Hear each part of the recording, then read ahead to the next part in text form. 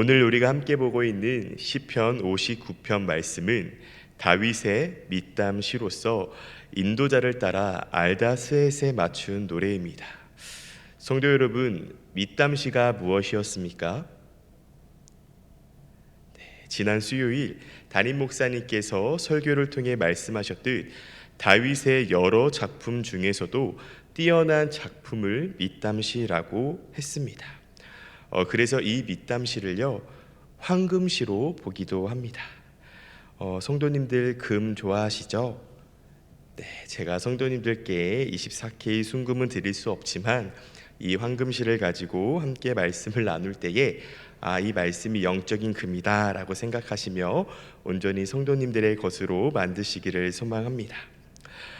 특별히 밑담시 옆에 보면 인도자를 따라 알다스햇에 맞춘 노래라고 나오는데요, 알다스햇은 멸망하게 하지 마소서라는 의미를 가지고 있습니다.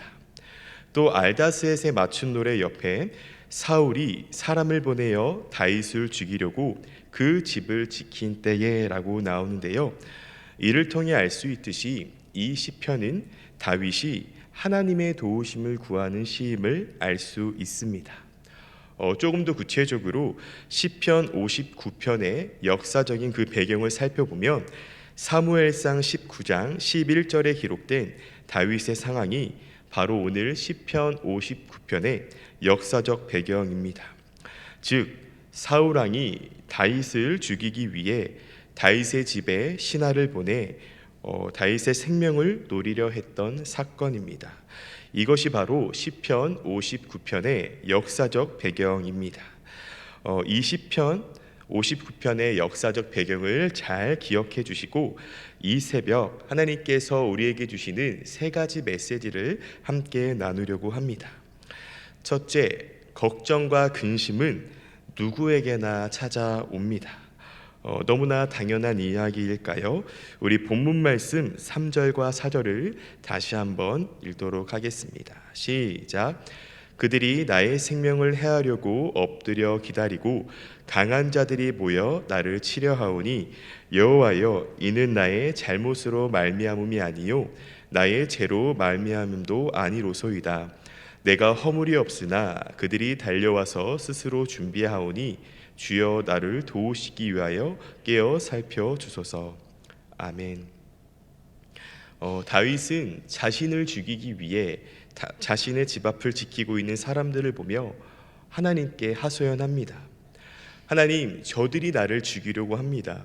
그런데 저는 저들이 나를 죽일 만한 어떠한 잘못도 어떠한 죄도 저지르지 않았습니다 라고 하면서요, 성도 여러분, 오늘 본문 말씀의 배경을 기준으로 보았을 때 다윗이 저지른 잘못과 죄는 없습니다.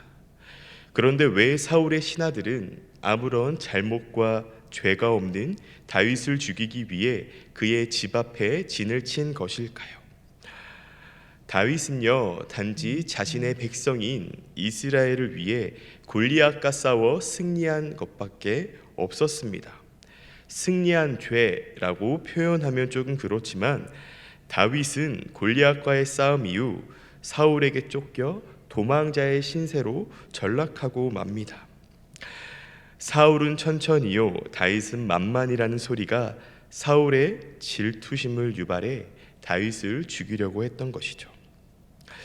성도 여러분, 다윗이 하나님께 했던 이 고백, 나는 죄가 없습니다, 나는 잘못을 저지르지 않았습니다 라는 그 고백을 통해서 우리가 기억해야 할 것은 누구에게나 걱정과 근심은 찾아오고 또 그 걱정과 근심이 자신의 죄악된 행동의 결과만은 아니라는 것입니다. 그런데요, 흔히 사람들은 생각합니다. 그리고 더구나 그리스도인들은요, 이러한 마음을 품습니다. 나에게 어떠한 걱정거리와 근심거리, 또 기도해야 할 문제가 생겼을 때 내가 하나님 앞에 어떠한 잘못을 저질렀기 때문에, 또 내가 하나님 앞에 어떠한 죄를 지었기 때문에 이러한 걱정과 근심, 또 기도 제목이 생겼을 거야 라고 생각하며 다운됩니다. 그런데요, 성도 여러분, 다시금 말씀드리지만 오늘 말씀을 기준으로 보았을 때 다윗이 하나님 앞에 지은 죄는 없습니다. 단지 그는 자신의 백성을 위해 하나님의 이름을 가지고 나가서 싸운 것밖에 없어요. 그런데 그는 그 이후에 블레셋에 가서 숨었어야 했고 굴에 들어가서 숨었어야 했으며 자신의 집안에 숨어 죽음을 피해야 하는 그러한 상황에 처하게 됩니다. 이를 통해 알 수 있듯이 나에게 어떠한 어려움과 문제가 찾아왔을 때 다 내가 죄인이요 라는 그러한 위축된 마음, 다운된 마음으로 인해 너무 슬퍼하지 마시기 바랍니다. 도리어 담대한 마음을 가지시기를 바랍니다. 그래서 하나님과의 관계가 위축되지 말고 더 담대히 하나님께 기도하며 이 문제와 어려움을 통해 나에게 말씀하고자 하시는 그 하나님의 메시지를 발견하시기를 소망합니다. 또 정말 나의 잘못과 나의 죄 때문에 어떠한 문제가 발생했다면 하나님께서는 말씀해 주실 것입니다. 그러니 나에게 찾아온 그 어려움과 아픔과 어떠한 그 문제로 인해서 하나님 앞에 너무 위축되어 기도하는 것을 멈추지 않는 우리 성도님들이 되시기를 바랍니다. 다음으로 이 새벽 하나님께서 우리에게 주시는 두 번째 메시지는 하나님은 우리의 요새가 되십니다. 우리 본문 말씀 구절을 함께 읽도록 하겠습니다. 시작. 하나님은 나의 요새이시니 그의 힘으로 말미암아 내가 주를 바라리이다. 아멘. 성도 여러분, 요새가 무엇입니까? 적의 공격을 대비하여 도시나 부대를 보호하기 위해 탑, 성문, 문빗장을 지닌 돌로 된 성체를 말합니다. 또 요새를 다르게 표현하면 산성으로도 표현할 수 있을 것입니다. 즉 하나님이 원수의 공격으로부터 나를 보호해 주실 요새, 산성과도 같다는 것이죠. 보배로운 성도 여러분, 하나님이 나의 요새이심을 믿으십니까? 또 나의 산성이 되시어 그 어떠한 어려움과 위기 속에서도 나를 보호해 주시고 나를 건져내 주실 것이라는 것을 믿습니까? 그렇다면 한번 생각해 봅시다. 하나님은 나의 요새이시자 나의 산성이심을 고백하면 거기서 끝일까요? 그래서 나는 요새이시자 산성 되시는 주님 안에 있기 때문에 아무것도 안 해도 될까요? 성도 여러분, 혹 KBS에서 반영하고 있는 고려 거란 전쟁을 보시는 분이 계신가요? 네, 다들 이렇게 말씀에 집중하시고 말씀대로 살아가시느라 TV를 많이 못 보시는 것 같은데 저는 어려서부터 사극을 좋아했기 때문에 사극으로 된 드라마는 다 본 것 같습니다. 그리고 그 사극 드라마에는 늘 이 배우가 나왔습니다. 누구일까요? 네, 최수종이라는 배우입니다. 최수종 배우가 출연했던 그 사극을요, 시대순으로 나열을 하면 1400년 한국사를 완성한다고 합니다. 그래서 학생들 사이에서는 왕의 계보를 이야기할 때 고종, 순종, 최수종이라는 이야기도 있다고 합니다. 그만큼 사극 드라마에 많이 출연했던 것이죠. 드라마 고려 거란 전쟁, 말 그대로 고려와 거란 사이에 있었던 그 전쟁을 배경으로 한 드라마입니다. 드라마 초반부를 보면 거란이 고려를 침공하게 되는데요. 그때 거란은 가장 먼저 흥화진이라는 곳에 공격을 하게 됩니다. 흥화진 성은 현재 평안북도 의주군에 위치한 산성이라고 추정되고 있는데요. 이 성은 규모는 작지만 막강한 방어력을 자랑하는 성이었습니다. 드라마를 보신 분은 아시겠지만 이 흥화진은 요새와도 같은 곳이었습니다. 그런데 이곳에 거란군이 첫 번째로 쳐들어오게 됩니다. 거란군이 쳐들어오자 이 흥화진에 있는 장군들과 군사들이 어떻게 합니까? 이 흥화진이 요새이기 때문에 적들의 공격에도 아랑곳하지 않고 또 대충 방어만 했었나요? 아니요, 죽기 살기로 그 거란군에 맞서 싸우게 됩니다. 특별히 흥화진 성을 이끄는 지휘관은 양규라는 도순검사였는데요. 그는 화살을 계속해서 쏘며 이 흥화진 성을 지키기 위해 노력합니다. 그것이 얼마나 계속되었는지 자신의 손이 피범벅이 될 정도로 계속해서 쏩니다. 그리고 활을 얼마나 쐈으면 중간에 이 활이 끊어지게 됩니다. 하지만 다시금 정비해서 계속해서 활을 쏘며 이 흥화진 성을 방어하기 위해 노력합니다. 그리고 또 중간중간에 물이 담긴 항아리에서 수분을 보충하고 또 군사들을 교대로 재우는 등 이 흥화진 성이 요새였지만 그럼에도 불구하고 방어하는 것을 게을리하지 않았습니다.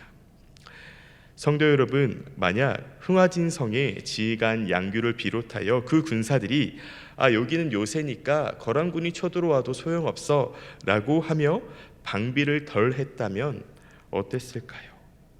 바로 함락되고 말았을 것입니다. 하지만 도순검사 양규를 비롯한 모든 군사들과 백성들이 한 마음과 한 뜻이 되어 이 흥화진 성을 지켜내기 위해 노력했기 때문에 3,000명의 병력으로 무려 40만의 거란군의 공격을 막아낼 수 있었던 것입니다. 보배로운 성도 여러분, 우리는 이미 다 알고 있습니다. 하나님이 나의 산성이시고 나의 요새이시자 피할 바위이시고 우리를 위기에서 건져내실 분이라는 사실을요. 그렇다면 우리가 그것을 아는 것에 안주하는 것이 아니라 도순검사 양규가 자신의 손이 피범벅이 될 정도로 또 흥화진 군사들이 그 성을 지켜내기 위해 노력했던 것처럼 우리 또한 나의 산성이신 하나님을 붙들며 나의 믿음을 또 나의 신앙을 지켜내기 위해 싸워야 합니다. 무엇으로요? 양규처럼 활로요? 아니요, 우리는 기도의 활로 싸워야 합니다. 그래서 직장과 사업장에서 여러 문제가 우리에게 다가왔을 때, 또 가정과 자녀의 문제, 또 삶에서 겪게 되는 모든 어려움의 문제가 찾아왔을 때 우리는 나의 요새 되신 하나님 안에 거하며 기도의 화살로서 그 모든 문제를 향해 쏘아야 합니다. 그 문제를 놓고 기도해야 합니다. 그렇기에 성도 여러분, 기도의 자리를 사모하시기를 바랍니다.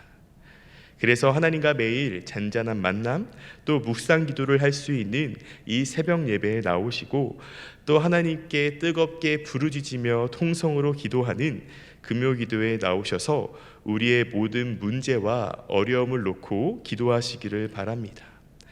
그래서 하나님께서 우리 성도님 한 분 한 분께 주신 그 기도의 활과 화살을 잘 사용하셔서 모든 문제와 어려움을 기도로 이겨내는 저와 우리 성도님들이 되시기를 소망합니다. 다음으로 이 새벽 하나님께서 우리에게 주시던 마지막 세 번째 메시지는 영적인 의미에서 사단은 우리를 계속해서 삼키려고 한다는 것입니다. 우리 본문 말씀 6절과 7절의 말씀을 다시 한번 읽도록 하겠습니다. 6절과 7절입니다. 함께 읽겠습니다. 시작. 그들이 점으로 돌아와서 개처럼 울며 성으로 두루 다니고 그들의 입으로는 악을 토하며 그들의 입술에는 칼이 있어 이르기를 누가 들으리요 하나이다. 아멘. 다윗은 자신의 원수들이 본문 말씀 6절과 7절에 기록된 것처럼 행동하고 다닌다고 묘사하고 있습니다. 먼저 그들을 개처럼 울며 다닌다라고 묘사하고 있는데요. 고대 이스라엘에서는 개는 멸시받는 동물이었습니다. 돌보는 사람이 없었기에 개들은 무리지어 다니며 버려진 음식이나 시체를 먹었습니다. 특히 점으로 돌아왔다는 것은 하루 종일 음식을 찾아 헤매다가 결국 얻지 못하여 먹을 것을 찾기 위해 혈안이 된 그 개를 더 잘 묘사한 것입니다. 즉, 이 표현은 굶주린 개처럼 작당하여 의인을 해치려 하는 그 악인들의 행태를 비유적으로 표현한 것입니다. 또 그들의 입술에 칼이 있다라고 하는 그러한 묘사는요, 원수의 입에서 항상 비방과 저주와 위협의 말이 쏟아져 나오며 결국 그들은 마음을 상하게 하는 말들을 계속해서 한다는 것입니다. 다윗은요, 자신을 해하고자 하는 그 원수들을 개와 입술에 칼이 있다라고 묘사하며 그들의 악함을 드러내고 있습니다. 그런데요, 영적인 의미에서 개와 입술에 칼이 있는 원수의 공격, 즉 사단은요, 우리 그리스도인들을 동일하게 삼키려고 합니다. 저는 이 말씀을 보면서 베드로전서 5장 8절 후반부의 말씀이 떠올랐습니다. 너희 대적 마귀가 우는 사자같이 두루다니며 삼킬 자를 찾나니. 이렇듯 마귀는 두루다니며 삼킬 자를 찾습니다. 특히나 하나님 앞에 바로 선 그리스도인들을 넘어뜨리려고 하죠. 그래서 어떻게 해서든 우리의 마음을 상하게 하고 힘들게 하려고 합니다. 심지어 어디 안에서도 이러한 작업을 하는지 아십니까? 바로 교회 안에서도 이러한 작업을 합니다. 보배로운 성도 여러분, 교회는 무엇입니까? 누가 거하시는 집입니까? 또 누가 머리 대신 곳입니까? 하나님이 거하시는 집이자 예수님께서 머리 대신 곳이 바로 이 교회입니다. 그런데요, 우리는 가끔씩 이 교회 안에서 서로의 마음을 다치게 하고 아프게 하고 상처를 주는 경우를 보게 됩니다. 성도 여러분, 담임 목사님께서 왜 계속해서 설교를 통해 교회를 하고 봉사하는 분들에 대해 뒤에서 수근수근 대며 이야기하지 말라고 하실까요? 그것은 결국 우리가 서로의 우는 사자가 되어 상처를 주고 아픔을 주는 존재가 되어서는 안 되기 때문입니다. 우리가 서로에게 상처를 주고 아픔을 주는 존재가 된다면 누가 가장 기뻐하겠습니까?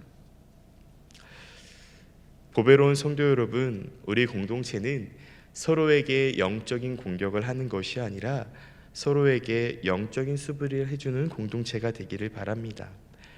그래서 절대로 누군가를 비방하며 공격하지 말고 그 누군가를 위해 기도로 수비하며 함께 해주세요. 때론 그 부족한 모습까지도 품고 갈 수 있는 우리 보배로운 교회의 공동체가 되기를 바랍니다. 성도 여러분, 우리는 어쩌면 하나님 나라에 들어가는 그 순간까지도 사단에게 타겟이 되어서 살아갈 수밖에 없을 것입니다. 그래서 사단은 계속해서 우리의 연약함을 건드릴 거예요. 왜요? 우리를 넘어뜨려 결국 하나님을 떠나게 하는 것이 사단의 최종 목표니까요. 하지만 성도 여러분, 그때 우리가 서로의 영적인 수비수가 되어 그 사단의 공격을 기도로 함께 막아주시기를 바랍니다. 그래서 하나님 나라에 들어가는 그 날까지 우리 보배로운 교회 공동체는 서로를 위해 기도로 중보하는 공동체, 그래서 서로 합력하여 선을 이루는 공동체가 되기를 소망합니다. 사랑하는 성도 여러분, 말씀을 정리하겠습니다. 매일을 살아가며 때로는 나에게 걱정과 근심, 어려움이 찾아올 수 있습니다. 이때 무조건적으로 나의 죄 때문에 이런 어려움이 찾아왔어 라고 하며 위축되지 마시고 도리어 담대함을 가지고 주님 앞에 나아가 기도하십시오. 그리고 요새 되시고 상성 되시고 피난처 되신 그 하나님을 의지하며 늘 우는 사자같이 우리를 삼키려고 하는 그 사단의 공격을 기도의 화살로 이겨내시고 또 혼자만 싸우는 것이 아닌 우리 보배로운 교회 공동체 모두가 하나 되어 그 믿음과 신앙의 흥화진, 그 믿음과 신앙의 그 최전선을 지켜낼 수 있는 우리 보배로운 교회 성도님들이 되시기를 소망합니다.